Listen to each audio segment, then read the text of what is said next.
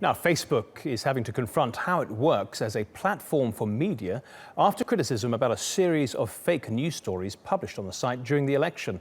CEO Mark Zuckerberg says the company will work on better ways to deal with the misinformation, as Arabella Munro reports.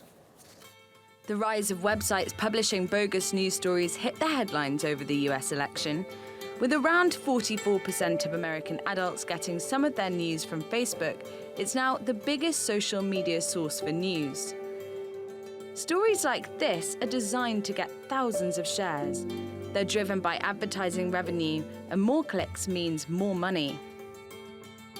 Facebook has been accused of enabling these websites and so helping Donald Trump win the US election. CEO Mark Zuckerberg says that's crazy, but that Facebook will work on how it can stop bogus news from spreading. Of all the content on Facebook, more than 99% of what people see is authentic. The hoaxes that do exist are not limited to one partisan view, or even to politics. Overall, this makes it extremely unlikely that hoaxes change the outcome of this election in one direction or the other. The company says its algorithms are already being adapted to try and contain links to fake sites by making them less likely to show up on people's news feeds. Zuckerberg insists Facebook is a tech company, not a media company, but it does censor content, sometimes controversially, like when this iconic photo from the Vietnam War was removed on the grounds it showed a nude child.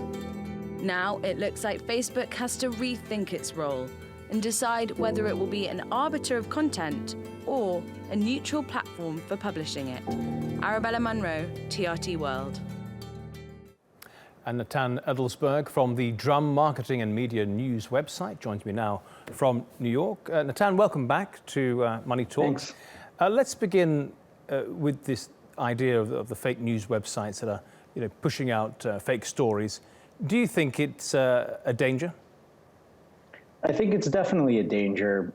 As we saw, Mark Zuckerberg claims it's only 1%, but I think that the fact that it's even a percentage is scary in itself. And it's so easy to just click on something or have something surfaced in your news feed that I think it's a real danger if you have misinformation being spread to, millions and billions of people. And do you think Facebook benefits financially from these websites? I don't think Facebook benefits financially from dishonesty happening on their platform.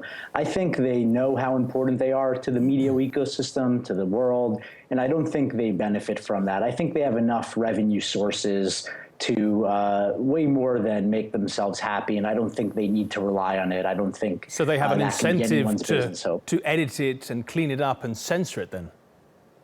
Yeah, I wouldn't call it censoring it. I think they have a good reason to input algorithms to make sure false content doesn't appear. But I think it's a tricky issue. I don't think they want to take away freedom of speech. I think people who send hateful messages have a right to freedom of speech as long as it doesn't lead to violence. But I think they can do a better job at making sure false information doesn't appear inaccurately. Natan, what are they doing to sort of police this?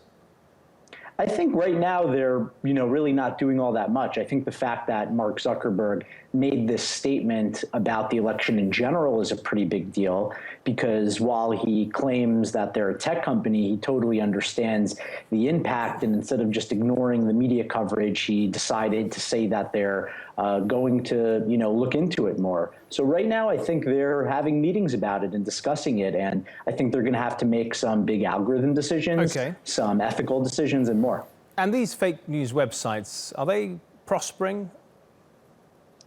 I think, anyone who could game a tech system might prosper. I think anyone who jumped on the election newsjacking cycle probably made some money, but I don't think it's sustainable.